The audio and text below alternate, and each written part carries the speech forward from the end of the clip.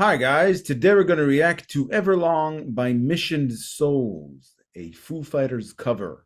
This is a Buy Me a Coffee request from SuperflyLee, first-time requester. Thank you, SuperflyLee, for this request. Much appreciated. Thank you, SuperflyLee. Welcome to our show, first time request. This follows up our previous episode of Mission Souls, which was friggin' awesome. So we're looking forward to another of the same.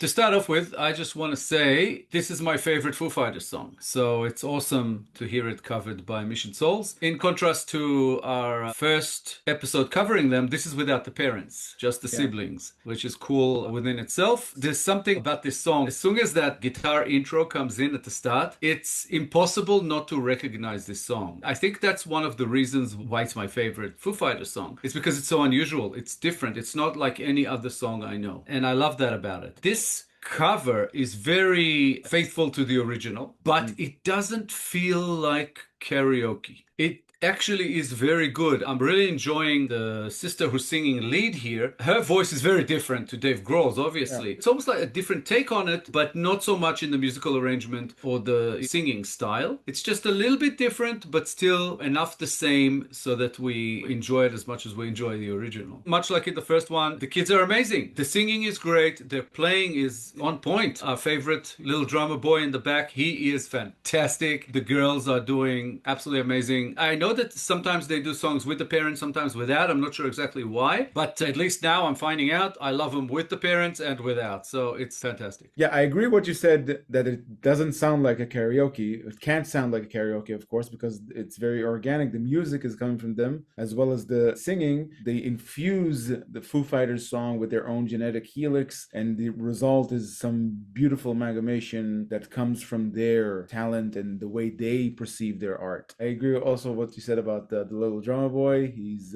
magnificently channeling the late Taylor Hawkins. Just a beautiful performance, and I'm enjoying it very much. I'm also not sure why the parents aren't there. Maybe it's because they're not needed in this makeup. Foo Fighters, there are 4 members, and there are 4 members in the band here. Yeah, but I think it's more about maybe availability. I know that the dad is the sound engineer, so he's obviously putting his magic on this regardless. It's pretty cool. There were also additional video intercuts, I think, of them playing additional music to this performance, previously recorded. I'm not too sure what I saw because it was just a brief moment, but it needs to be addressed. Breathe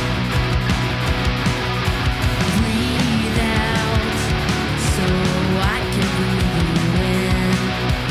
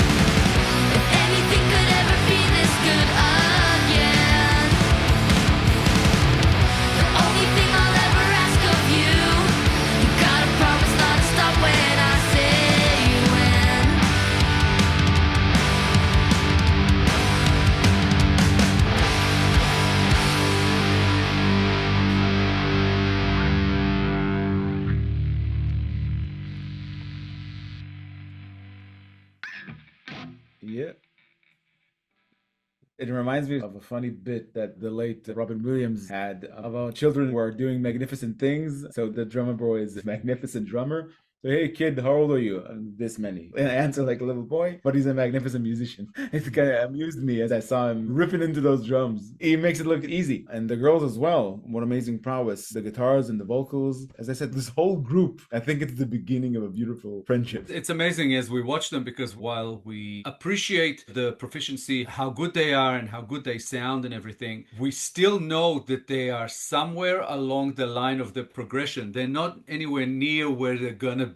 And I think that's the amazing part. It's that potential that you can see that they're already good, but there's potential for them to be so much better, so much more experience and things to learn that they will definitely get to. And you kind of go, wow, in 5 years, in 10 years, they're going to be absolutely amazing. Yeah. And they're already amazing. The one thing that was sort of playing on my mind a little bit, and I think I mentioned this to you before we started, I said, we'll probably not go into the lyrics much as far as meaning here because it's a Foo Fighters song. It's really about them. This is actually a song that Dave Grohl wrote in sort of a downtime. He was after a divorce, but also when he was starting to fall in love with a new person. So there's like the down and then the hope and the up, the way up kind of thing in there. Overall, it's a positive song. But again, from a group of kids singing a song that was written about divorce and falling in love with the next one and the complexities of it, not really much for us to dig into here because it's really just about the performance and the way it makes us feel and it puts a smile on your face. It's an amazing song and they do it justice. It's fantastic to hear. It just made me want to kind of sing along and bop along to it. I just love this group. I'm looking forward. I think we already have a request for another song of theirs coming up. So I'm looking forward to doing that and I'm looking forward to covering them a whole lot more and maybe eventually hear some originals as well if they have any. That would be amazing.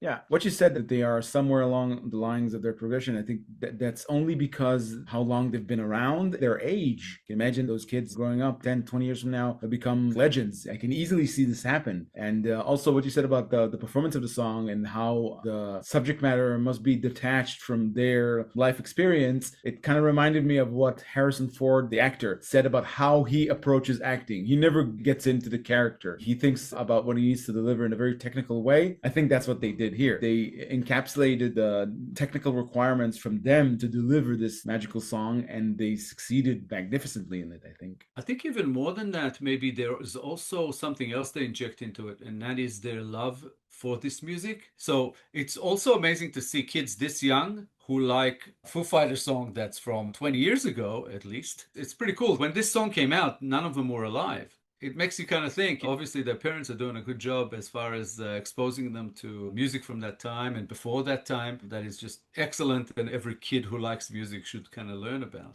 That's a really cool thing. When you said that this song was 20 years ago and I said something like that, I didn't realize how old. Yeah, I didn't realize how old we were. 20 years ago was 2005. Seeing when this song actually came out, because I didn't remember. It came out in 1997. It came out 28 years ago. I have vivid memories. Almost 30 years ago, and I have vivid memories of that time. I was already a grown-up. Wow. Grown-up. I bought the CD when it came out. Yeah. I had my first gray hair then. It kind of amuses me to think how when they'll get older and older and experience things in life, how much better they will inevitably understand the song. As you grow older, you see life in a possibly a more refined way that comes from experience. So they'll probably understand the song way better than they do now, even though they perform it magnificently. Yeah. Also, the thing that we always talk about, sometimes it's not about lyrics and meaning. Sometimes it's about the way a song makes you feel. So all that matters is how it makes them feel. And I think they like it. And I think they enjoy the way it makes them feel. So that's why they covered it. Yeah, it's from 1997's The Color and the Shape, the album. And to me, when I first heard the song, it's infused with sadness, I think. Even though it is about a positive thing, it's about a positive thing that comes out of a negative thing, out of real pain. And that made me connect to it even more. There's also a very, very strange music video that has won many awards. To me, the song always referred to the tragic realization that the happy moments in life with your loved one or otherwise were never meant to last. All you have to hold on to is the memories of those happy moments. So nothing good ever lasts. I could be wrong in what Dave Grohl meant when he wrote it, but it's like a requiem for all the happy moments in life. That's the sad part. Yeah, I think that comes from that line. If everything could ever feel this real forever, if anything could ever be this good again, I think those are the lines.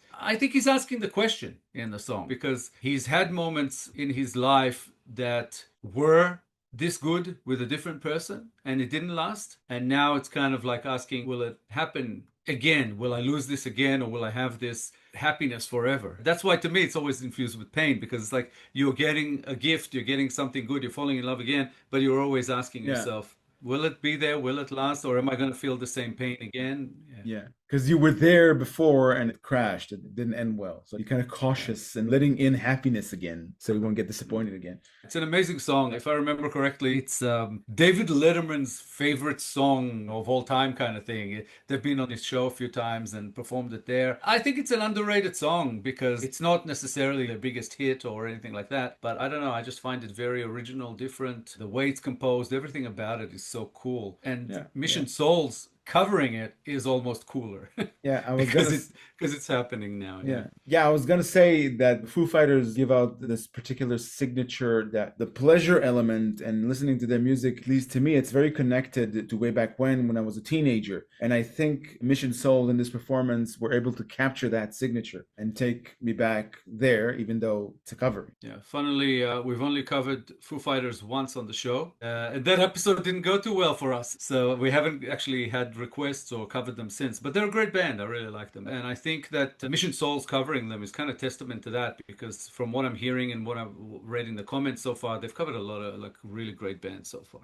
So yeah, I'm definitely looking forward to the next one. Thank you, SuperflyLee, for your first ever request, and hopefully one of many. Awesome one. We really enjoyed this. Thank you so much for your support. Thanks, Superfly, for requesting this song. We enjoyed reacting to Foo Fighters cover and Mission Souls very much. More like this will be much appreciated. Thank you for your support. If you enjoyed this episode, guys, please be sure to like, subscribe, comment, and click the little bell icon so you'll get notified on all our future videos. If you have a song in mind you'd like us to react to, please make your request through BuyMeACoffee. The link is at the top of the description below. Thank you all for sticking with us. Thank you all for your time. If you'd like to check out our first Mission Souls episode, it'll be linked here at the end. Also, our one and only Foo Fighters episode. Check them out. Let us know what you think. We had an awesome time covering both. Thank you so much for all your support, everything you're sending our way. We truly appreciate it.